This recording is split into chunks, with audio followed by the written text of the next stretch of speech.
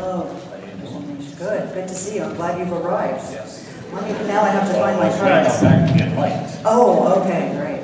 Now you can either do your opening at the podium or you can do it here. You want to stand? Okay. All right. So joining me on the stage now is Democratic candidate for governor Mike Michaud.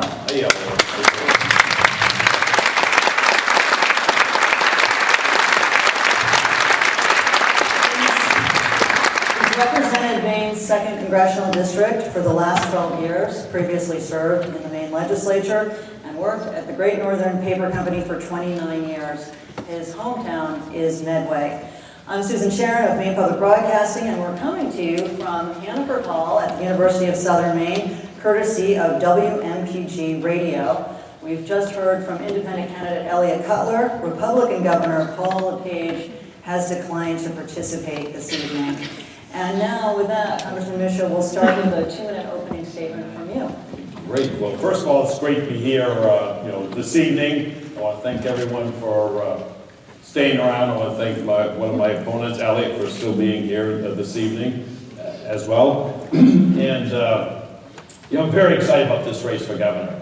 It was a very difficult decision for me to make. A lot of people ask me, why are you giving up a safe seat for Congress to come back and run for governor?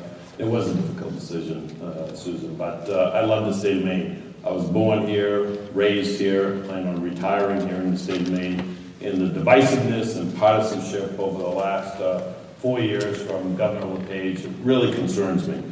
And it's one thing for his rhetoric to get out there, but it's those failed policies that's really hurt people here in the state of Maine. We have more children living in poverty today.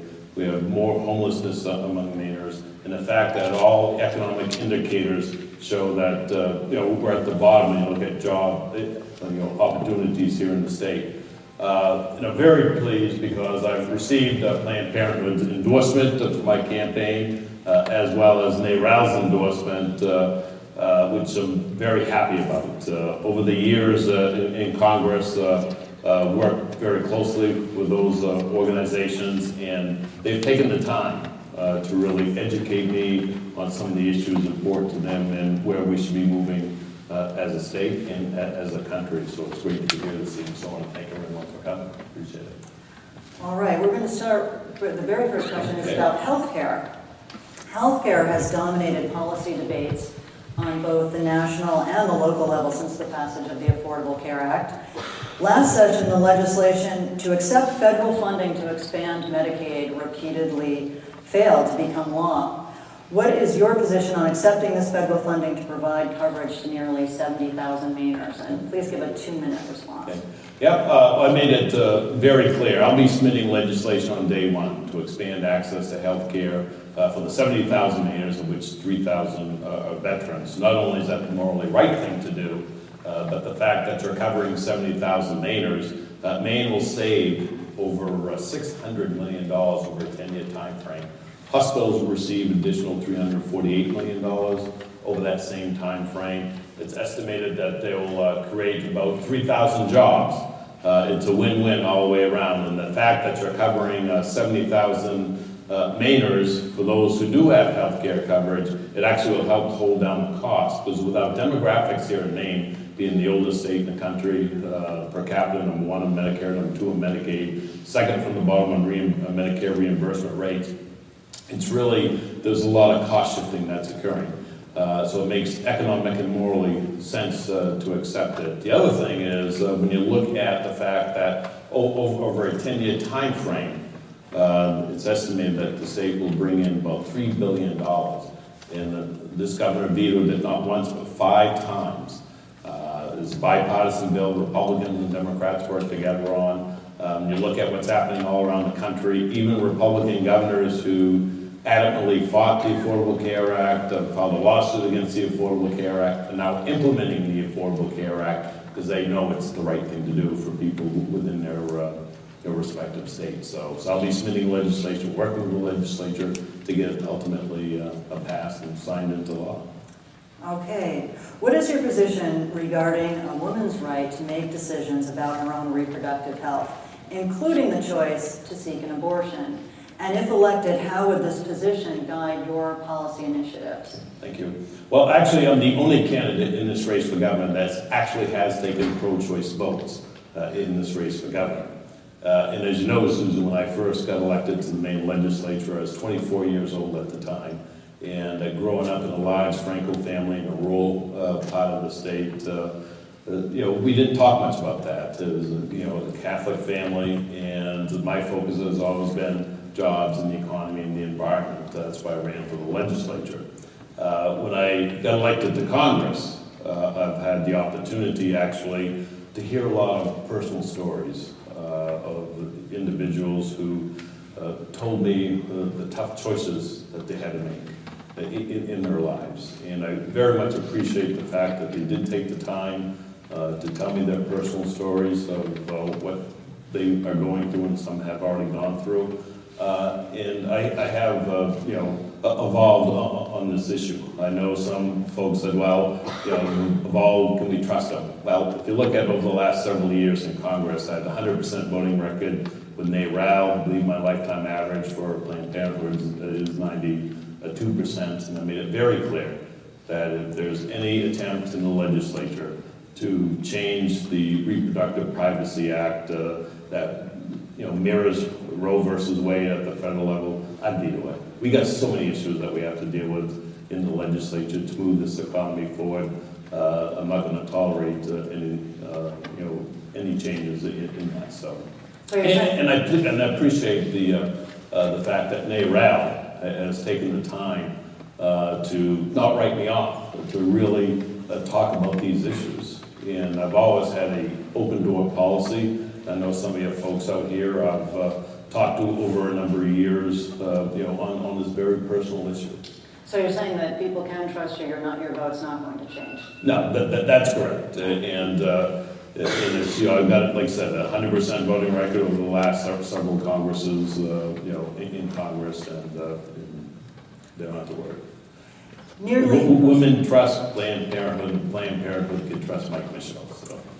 All right, the next question. Nearly half of Maine's workers lack access to a single earned paid sick day. In the industries least likely to provide earned paid sick time, such as hospitality, healthcare, and childcare, women make up the majority of the workforce. Do you support legislative action to provide employees the opportunity to earn sick time? Why or why not? Absolutely. I supported legislation during my time in public office.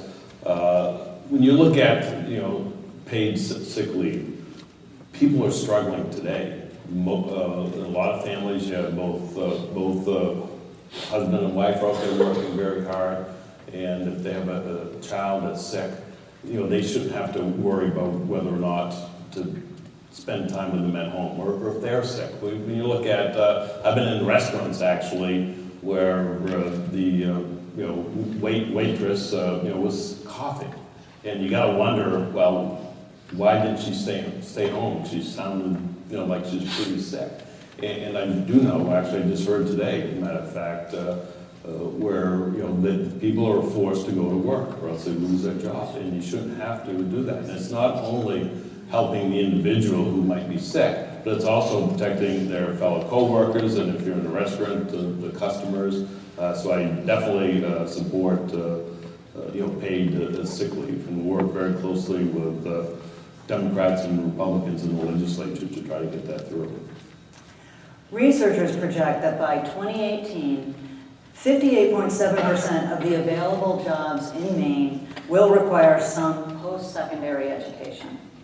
If elected, what steps would you take to ensure that all Maine citizens are prepared for the future employment opportunities?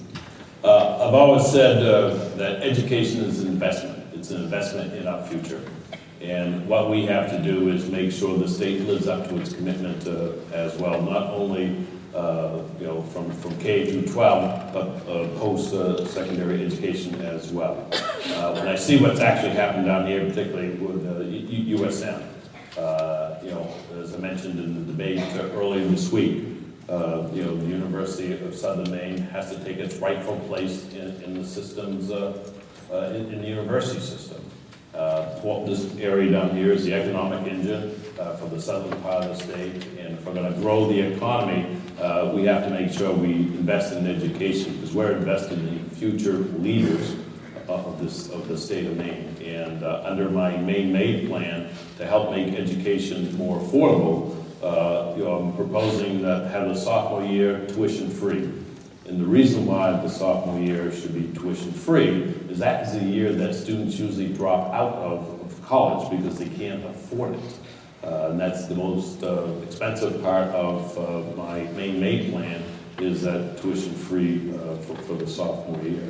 Where would the money come for that? How much is the cost? It's $15 million a year, and budgets are priorities. And having served in the legislature and on the appropriation committee, that will be one of my priorities. As governor, is to fund that education. And as far as K through 12, it's my goal also as governor is to get to the 55% under general purpose aid. We're not going to get there overnight. It's going to take some time to get there. But if we're going to start investing in education, we've got to start dealing with all of education as well as from birth on. Here's a little bit of a two-part question that's related to sick leave.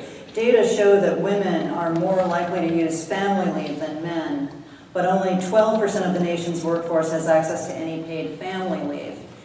Do you believe Mainers should have access to paid family leave, and if so, what policies would you advance to address access to that? Absolutely. I believe that they should have paid family leave. I'm sponsoring legislation at the federal level to do that. And actually, I had several of my staff actually use paid family leave. At one point in time, we had one right after another. Several of the staff folks had children, and I do know that it's difficult for a parent to be able to take care of the children, not knowing whether or not they'll be penalized at work. I've seen it, several times over the last year with my own staffers. It's, I think people tend to think that it's only a woman's issue, but also men. Because one of my staffers married, and his wife works as well, and sometimes she can't take time off of work, so he has to take time off to take care of their sick child. But it's more than just dealing with having children. I've seen, particularly serving on the Veterans Affairs Committee, where the soldiers are coming back from Iraq and Afghanistan, that their spouse had to quit their job because they're afraid that their loved one was going to commit suicide, and they really didn't want to take that chance. So what we did for the first time on the Veterans Affairs Committee, we actually passed the caregivers legislation. So it would allow for per diem and actually some assistance for the spouse, the caregiver, to take care of their loved ones. Because oftentimes they're the only ones that really can do it and really do it well. So I feel strongly that we should have paid leave. And even on the state level as well? Absolutely, absolutely. All right, early childhood programming like Head Start, home visiting, and high-quality childcare play important roles in the lives of families as well as the participating children themselves. If elected, what policies would you advance to ensure that Maine's youngest citizens have quality care and education? I think when you look at Head Start, during my time in the Maine legislature and in Congress, I've been a strong supporter of Head Start program, and will continue to be a strong supporter of Head Start program as governor. But it's pretty much from birth on. Study after study has shown that the more you can invest up front, you have better outcomes.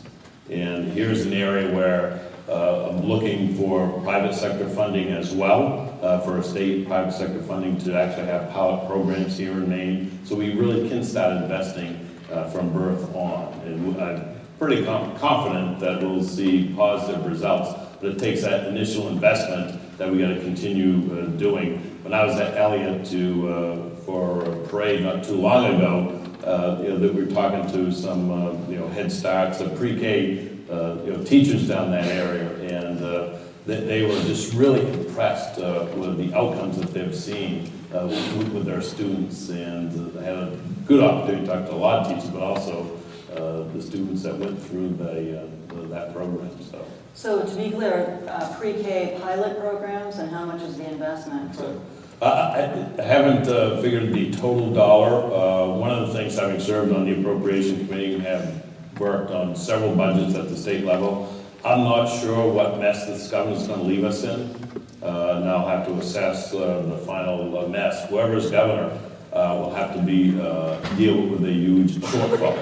Because when the governor passed the huge tax cuts, the bulk of it took effect outside of the budget cycle. The reason why he did them outside the budget cycle was so he didn't have to pay for them.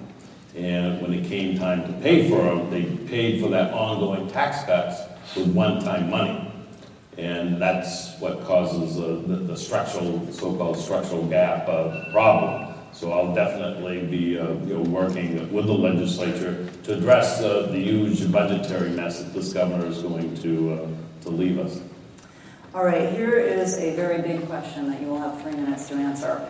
3 minutes. 3 minutes. What do you think are the most important elements of a systemic solution to poverty? That's a very good question, and it's going to be several. I made it very clear. I'm not sure where my 2 opponents are, because it sounds like they just want a national minimum wage increase. No one who's working full-time should have to live in poverty.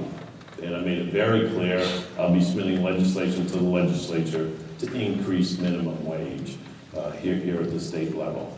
Not only is that the morally right thing to do, but it's a smart thing to do as well. If you look at earlier this year, 13 states actually increased the minimum wage.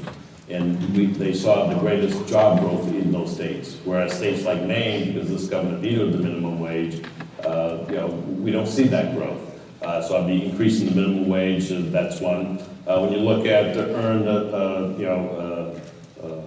income tax credit, deal with that, been dealing with that at the federal level, a strong support of the earned income tax credit here at the state level, that's another area. Early childhood was mentioned earlier, that's going to be, will definitely be a part of that, paid sick days, as well as, family leave, and housing, affordable housing, that's going to be crucial. Maine has the oldest housing stock in the country, where the 75% of the homes are actually heated with oil. I've already talked to the energy czar at the White House, who's getting involved with LIHEAP funding. This administration and previous administrations have cut LIHEAP funding, and their justification for cutting LIHEAP funding is because 62% of the homes are heated with natural gas, have low electric rates.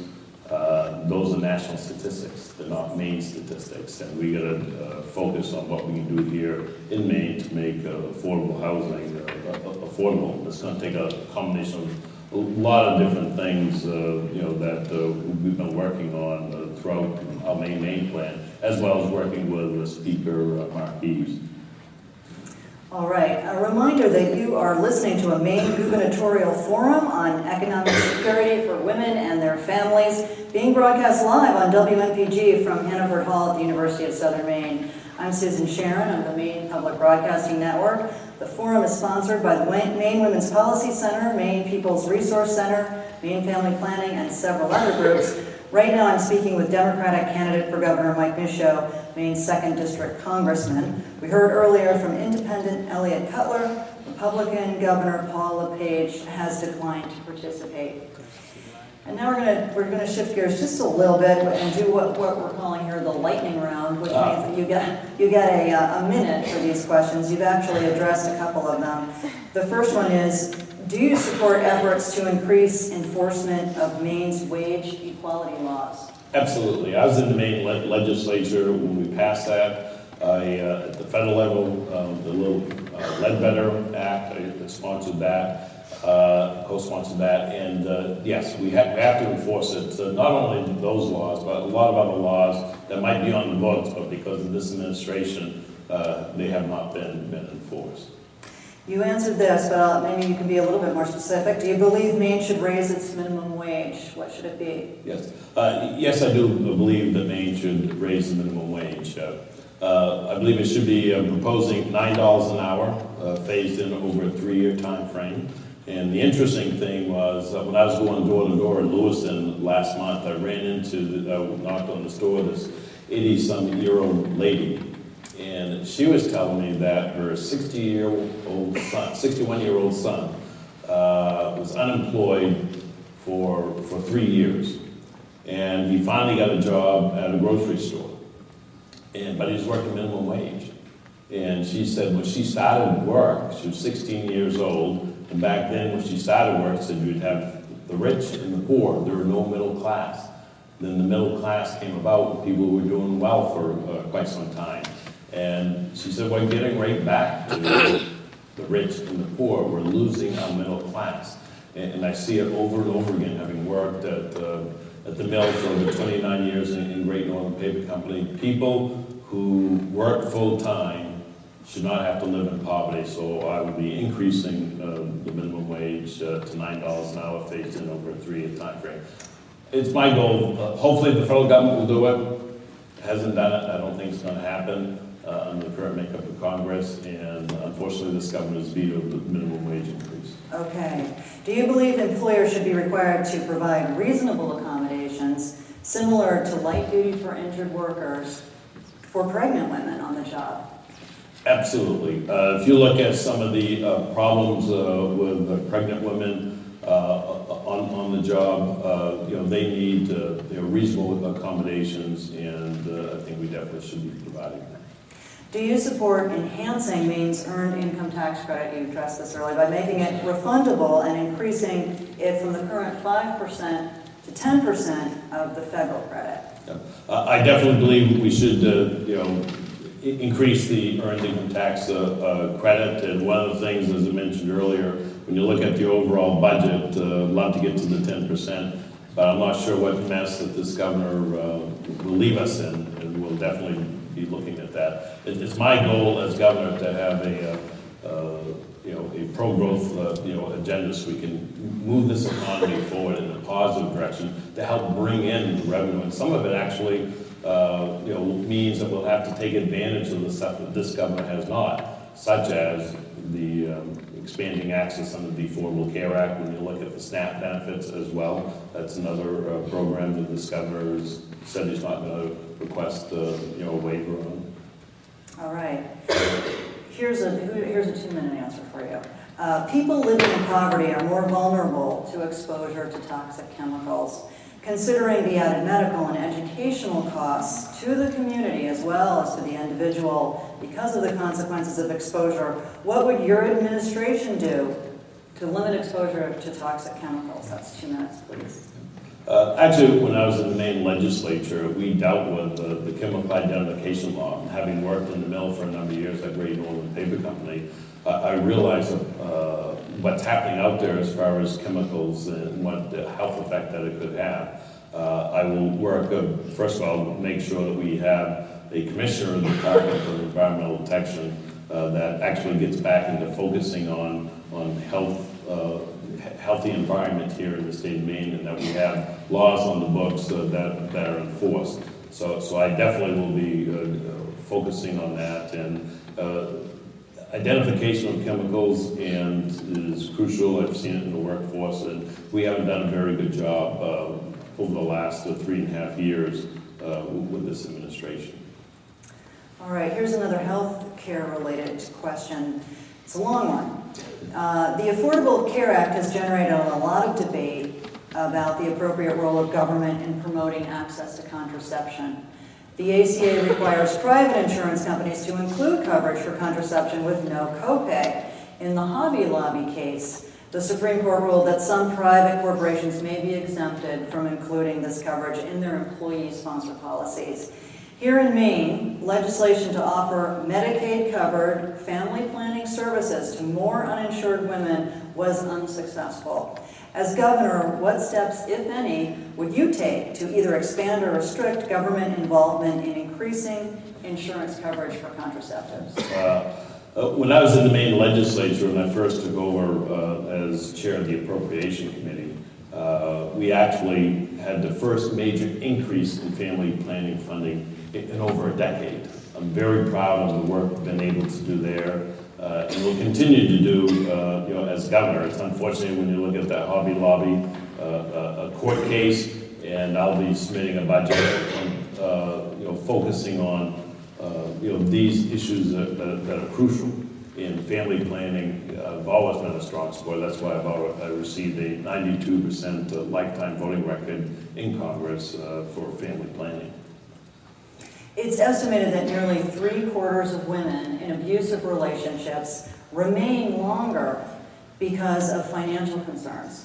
How would your administration address the connection between economic security and domestic violence? And you can take a little more time on this one. Okay, and actually on the previous question, actually, as far as funding for health care, as far as public funding of abortion, I agree with that. It shouldn't make any difference whether you're rich or whether you're poor, whether you have access to that. But once again, it depends on what the overall budget mess that this governor is going to leave us in. We said zero tolerance for domestic violence, zero tolerance completely. And as governor, I'll do everything I can to make sure we pass legislation that implements zero tolerance of domestic violence. When I was in the Maine legislature, actually, Speaker of the House, Dan Gwadowski, we put forward a strong bill that actually at that point in time, it was $9 million to address some of the domestic violence issues we had, that we saw during his tenure as Speaker of the House. Unfortunately, we were only able to fund about $4 or $4.5 million, I believe at the time, but zero tolerance. What does that mean, zero tolerance? Not going to accept any tolerance of domestic violence. Stronger laws put in place, resources that we need as far as to prevent that from occurring, and make sure that we have stiff laws on domestic violence. The other thing, actually, when you look at that, one of the areas that I've always worked on is, or in the legislature, I've always had an open door policy. And one of the things I learned a long time ago that, I do not have all the answers. And one of my strengths is the fact that I listen to people. And by listening to people, it really helped me over the years be able to craft and enhance legislation that really moved the state forward and at the federal level for the issues I've been dealing with at the federal level. On a related note, this one goes sort of segues. Budget negotiations are critical opportunities for governors to demonstrate their values both by choosing spending priorities as well as making cuts. If elected governor, how will your state budget reflect the priorities of your administration to move Maine forward? I'll be focusing on, you're absolutely right, when your budgets are priorities, and I've said that over and over again during my tenure in the Maine legislature as well as a member of Congress. And under my Maine plan, I talk about growing the economy. I talk about health care. I got a 10-point plan, how to deal with the health care above and beyond expanding access and the Affordable Care Act. I'm the only candidate in this race that has a proven track record of being able to work across the aisle to get things done. When I was president of the Maine Senate, we had 17 Democrats, 17 Republicans, 1 independent. A lot of people thought that'd be a nightmare because on any given day, if someone was sick, depending on who's in the majority. It worked out very well. The reason why it worked out very well is because every morning I'd have Republicans and Democrats in my office going over the legislative calendar in an informal way. It did speed up the process, which is what we hoped it would do. But the second thing that it did was the fact that it built up trust and open line of communication. And whoever's going to be the governor next year, it's no time for a training ground. We have to hit the ground running because we're going to have a budgetary shortfall because of the tax cuts that was passed by the previous legislature that were not funded on an ongoing basis.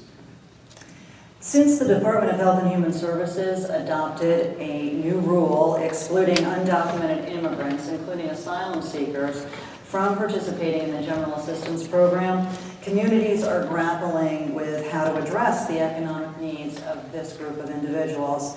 As governor, what would you do to address the needs of these Maine communities? That's a very good question, and I know that's an issue that the governor keeps harping on. He talks about illegal immigrants, and he mixes the two. First of all, I do not support illegal immigrants getting state assistance. It's against the law. For the undocumented immigrants, there are undocumented immigrants that are here legally. They're waiting for their paperwork. And that's the issue that the governor has done a fabulous job in putting a wedge among Maine voters. And it's unfortunate he's putting municipalities in an awkward position as far as cutting back funding. I do not support what the governor's doing. Work with the municipalities as far as if we should be changing the general assistance law, but it's that partnership that this governor has not been able to do dealing with the municipalities. And it's amazing because he was mayor of Waterville. I think he'd have a little more knowledge or compassion to what the struggle that municipalities are going through. So step one, you would not support this rule. That's one thing, is what you're saying. Okay. As governor, how would you increase access to affordable housing? That's an area that I'll be working closely with the federal government, and I've already talked to the federal government as far as access to affordable housing. We've been working with the affordable housing issue as it relates to our senior population with Speaker Mark Eves, which he has a great proposal, but we got to make affordable housing more affordable, and that requires bonding. I'll be looking forward to doing a bonding package for affordable housing, but also fuel assistance and lighting funding and weatherization and conservation. There's a lot of issues that we have to do here in the state of Maine when you look at the affordable housing issue that we have to deal with. And as governor, I look forward to working with the communities involved in all aspects of it. I was in Lewiston just the other day dealing with homeless veterans issues, talking to the VA, because the VA former Secretary Shinseki has made it a goal to have zero homelessness among our veterans population. And as governor, I'll be working to fill the gaps, because there are some problems that are out there that the VA can't deal with. The state actually can step up as far as transitional housing to help homeless veterans here in the state of Maine, but all population, whether you're a veteran or not, that we have to focus on. All right. Women have historically been underrepresented in state government.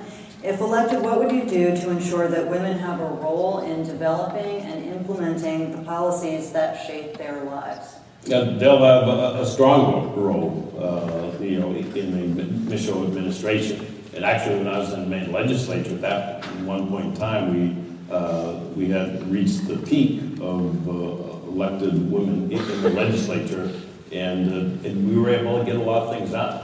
And I definitely will have a strong role looking at the women in my cabinet to fill some commissioners' jobs in the cabinet, but also in good policy areas to focus on policy areas. When you look at my healthcare, my 10-point plan that I rolled out on healthcare, a lot of my advisors actually were women.